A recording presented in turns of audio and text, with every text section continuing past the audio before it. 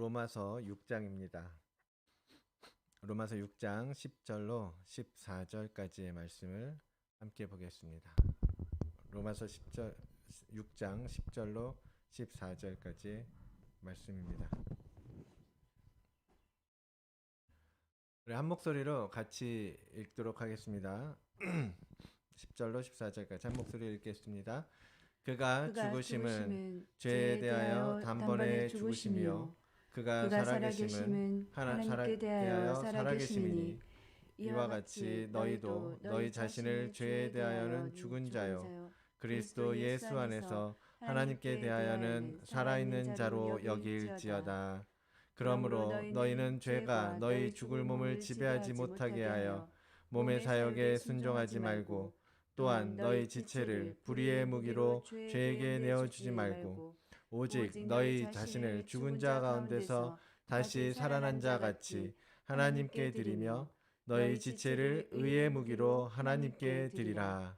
죄가 너희를 주장하지 못하리니 이는 너희가 법 아래에 있지 아니하고 은혜 아래에 있음이니라.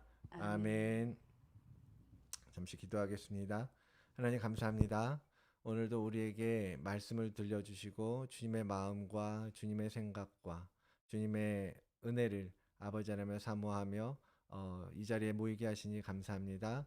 이번 시간에 말씀하여 주시옵소서. 성령님 우리의 심령을 부드럽게 하시고 귀를 열어주시고 마음을 열어서 들려주시는 주님의 음성이 아버지 그 마음판에 새겨지게 하시고 그 생각에 새겨지도록 인도하여 주시옵소서. 악한 영 틈타지 아니하게 하시고 오직 주님만 바라는 시간 되게 인도하여 주시옵소서.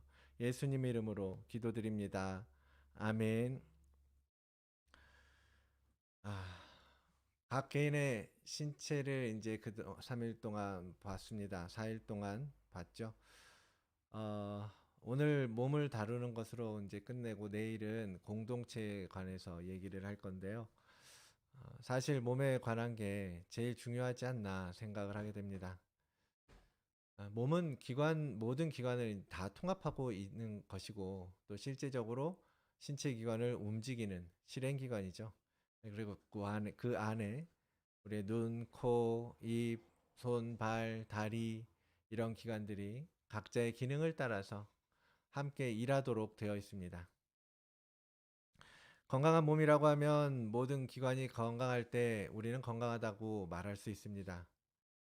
영적인 건강도 속 사람의 여러 기관, 여러 지체들이 건강해야 누릴 수 있습니다. 우리가 다루었던 가장 기초에는 속 사람에 대한 원리가 있죠.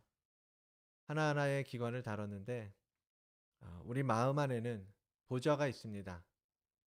거기에 예수님을 앉혀드리려는 게 우리의 리셋 훈련이거든요. 죄인인 우리 내면은 우리가 주인이 되어서 그 보좌를 차지하고 있는 상황입니다. 옛날 초대 교부들은 이 혼의 영역에 예수 그리스도가 씨로 우리 안에 심겨진다라고 가르쳐 왔어요. 그래서 그 씨앗이 자라고 점점 우리의 속사람을 채워가는 것, 그것이 바로 영적인 성장이고 속사람의 성장이라고 보았습니다. 그래서 주님께서 우리 중심의 보좌에 앉으셔서 각 기관마다 그분의 보혈로 덮으시고 그 죄를 맑히시고 또 그분의 생명을 부으셔서 기능에 맞게 활동하도록, 그래서 온몸이 정말 건강하게 움직이도록 도우신다라는 거죠. 그래서 이번 주에 계속 우리가 영적인 기관들에 대한 리셋을 열심히 배운 거거든요. 사실 제가 전하는 말씀, 이 설교 시간, 짧은 시간을 통해서 그 진리들을 다 증거하고 나타낼 수는 없었지만 이번 주에 말씀을 여러분 내면에 뿌렸다라고 생각을 합니다. 이제 그 씨앗이 싹을 틔우고 열매를 맺을 수 있도록 또 가지를 내고 잎을 내고 꽃을 피우는 건 여러분의 몫이에요. 교회는 그리고 제가 앞으로 해나가는 일은 여러분의 그 농사에 때로는 비료를 공급해주고 때로는 어떻게 농사를 지을지 같이 고민하고 이제 그런 작업을 하게 될 것입니다. 그래서 종국에는 뭔가요? 우리의 목표는 예수 그리스도의 온전한 형상이 우리 안에 이루어지는 것입니다. 즉 모든 지체와 기관들이 예수 그리스도의 생명으로 채워져서 더 이상 사망의 묶임, 그리고 패배, 실패, 두려움, 그런 것들에 사로잡히지 않고 모든 것을 깨고 완전한 자유를 누리는 것입니다. 내 안에 예수 그리스도, 내 안에 예수 그리스도. 그런즉 이제는 내가 사는 것이 아니요 오직 내 안에 그리스도께서 사시는 것이라 라고 말하는 바울의 고백이 우리의 것이 되게 하고 실제로 그렇게 살아가는 것. 그래서 바울이 항상 복종하여 두렵고 떨림으로 너희 구원을 이루라 라고 가르쳐 주신 그 진리를 따라서 완전한 구원을 완성하는 것을 우리는 모두는 지향할 것입니다. 오스왈드 챔버스는 이 완전 너희 구원을 이루라라고 하는 이 말씀을 성취하는 것은 우리의 책임이다라고 말했습니다. 주님의 생명이 우리의 몸을 통해서 나타나도록 해야 된다라는 거예요.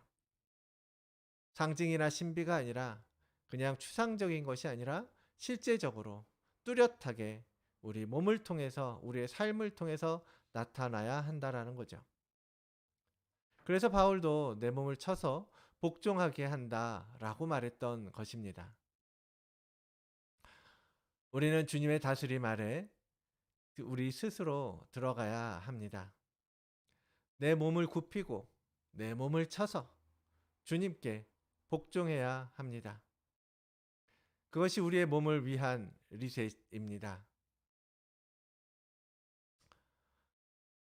우리의 영적인 몸을 새롭게 하기 위해서 먼저 하지 말아야 할 것들이 있죠. 함께 오늘 본문에 봤던 건데요. 그러므로 너희는 죄가 너희 죽을 몸을 지배하지 못하게 하여 몸의 사욕에 순종하지 말고 또한 너희 지체를 불의의 무기로 죄에게 내어주지 말라라고 사도 바울은 가르쳐 줍니다. 아니, 이미 죄에 사로잡힌 몸이잖아요. 죄에 사로잡힌 몸인데 죄가 지배하지 못하게 하라. 무슨 말입니까? 예전 버전에는 죄가 왕노릇하지 못하게 하라라고 번역하고 있어요. 죄가 주인 노릇하게 두지 말라는 거죠. 또 사욕은 원하고 바라는 거예요. 욕심, 정욕, 탐심 이런 것들입니다.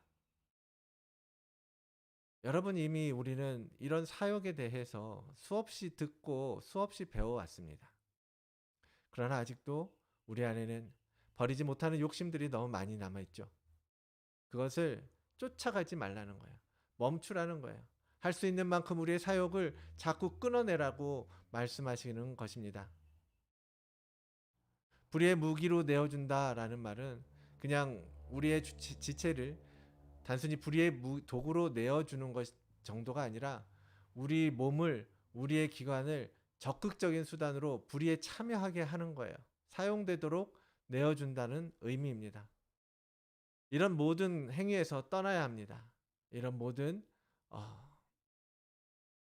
그 행동에서 우리가 새롭게 되어야 합니다. 골로새서 3장 5절 말씀입니다.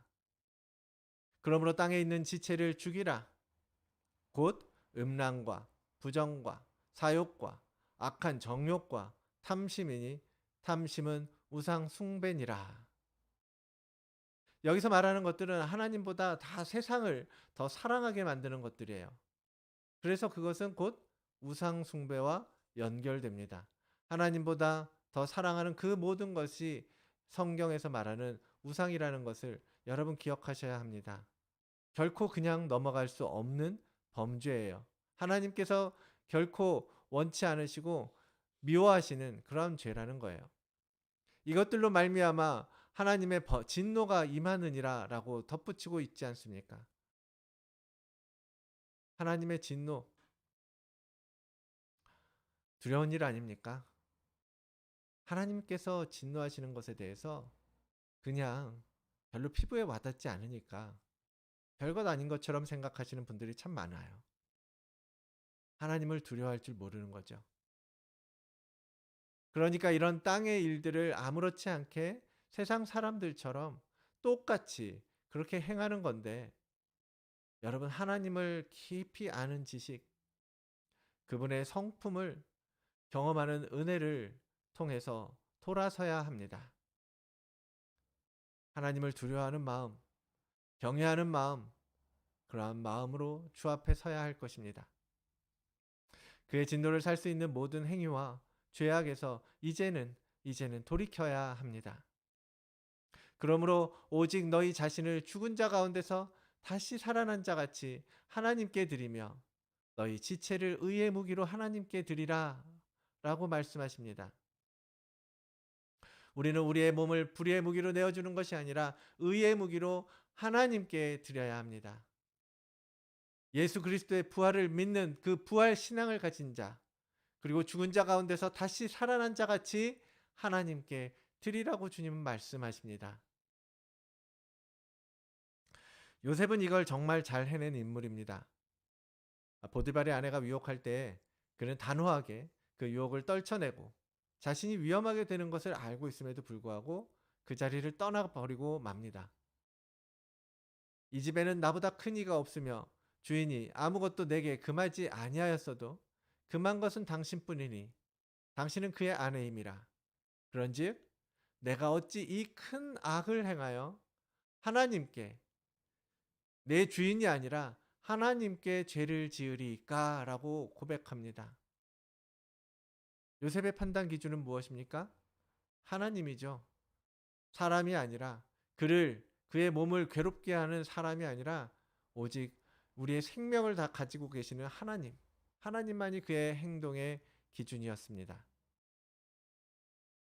그 당시에 종이 주인의 말을 어긴다라는 말은요, 죽음이잖아요. 죽음이나 다름없었어요.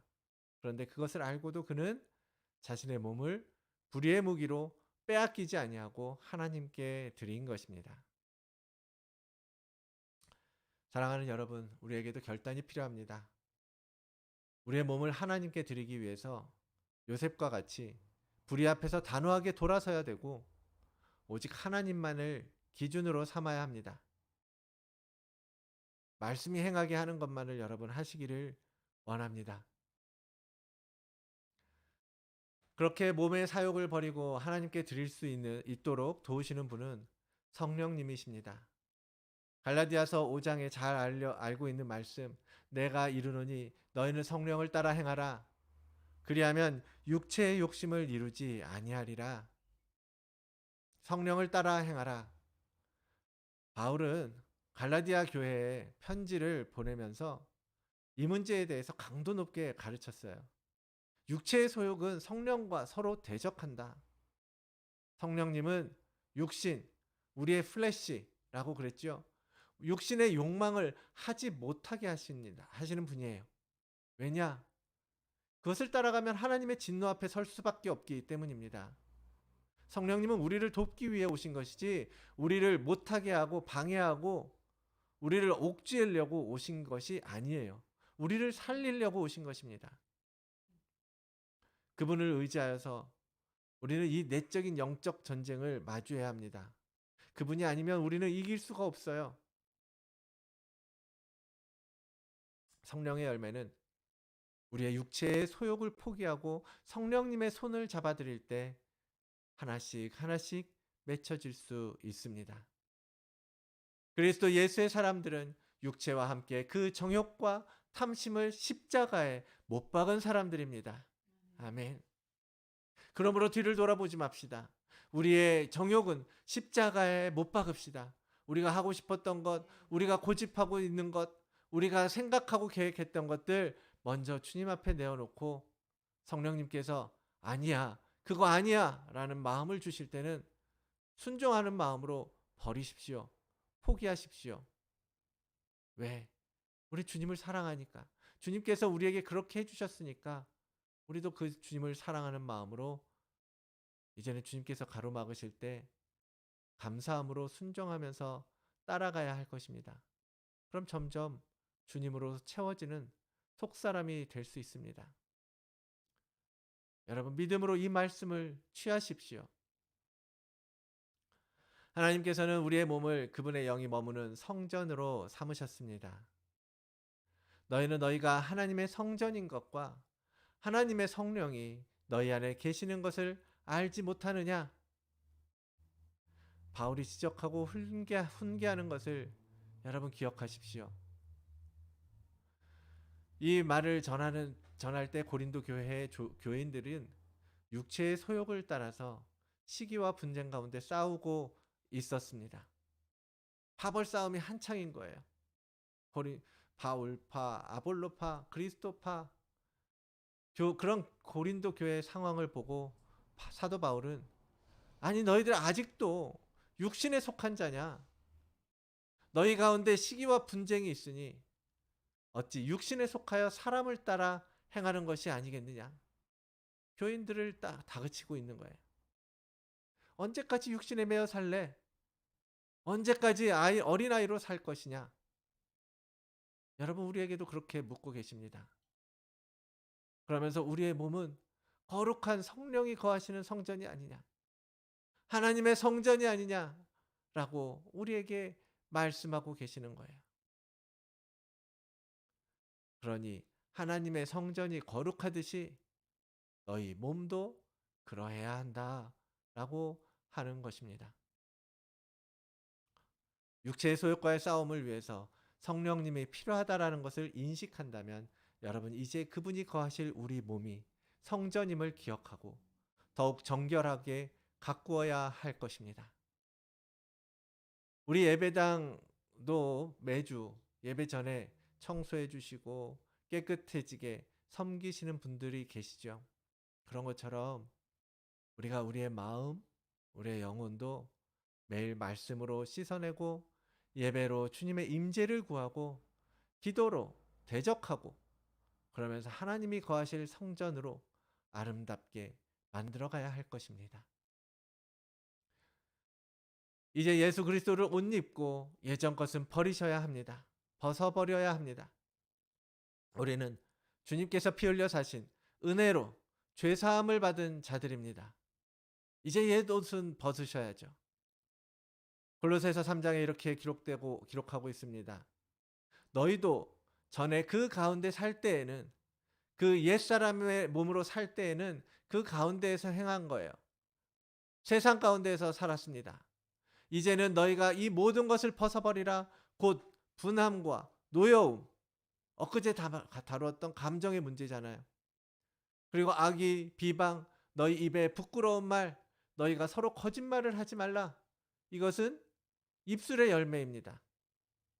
그리고 옛사람과 그 행위를 벗어버리고 우리 몸에 새겨진 그 옛 자아의 죄의 속성들, 욕심과 정욕, 예수 그리스도 안에서 이 것들은 모두 벗어버립시다.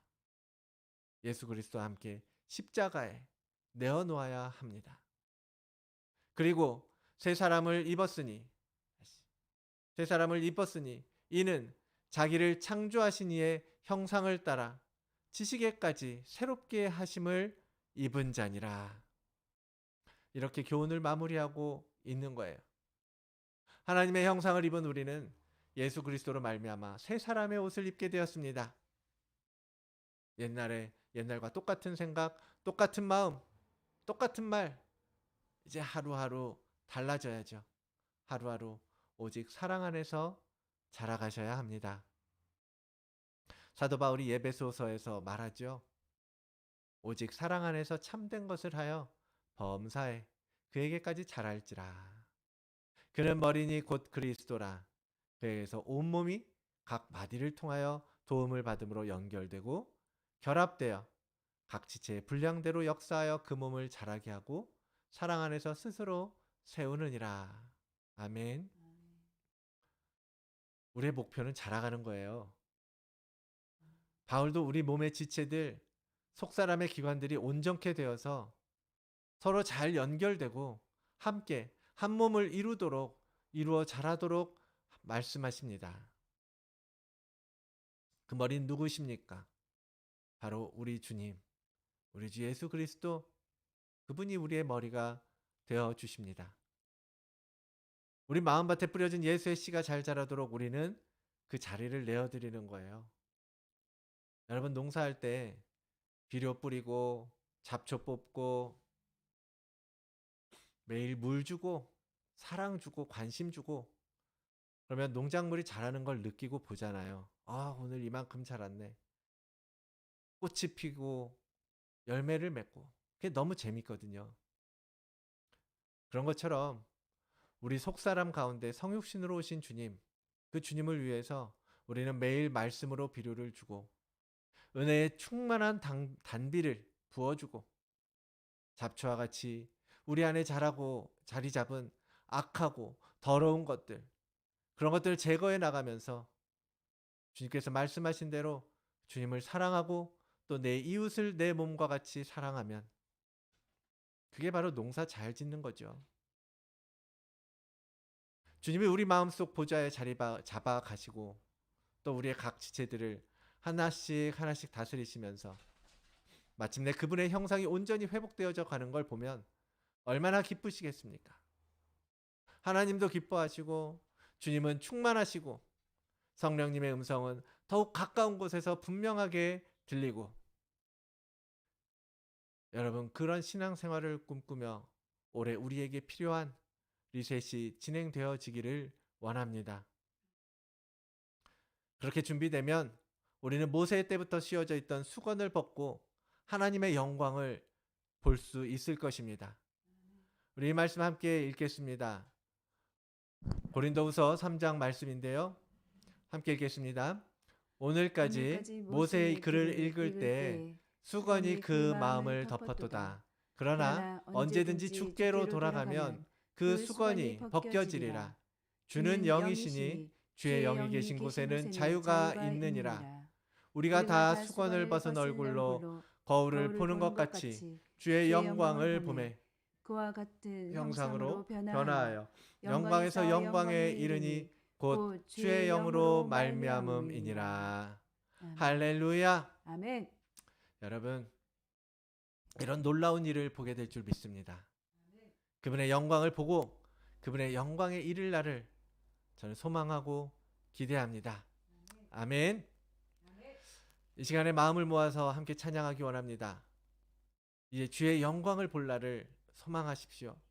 예수 그리스도를 닮아서 수건을 벗고 그의 영광 가운데 우리는 참여할 것입니다.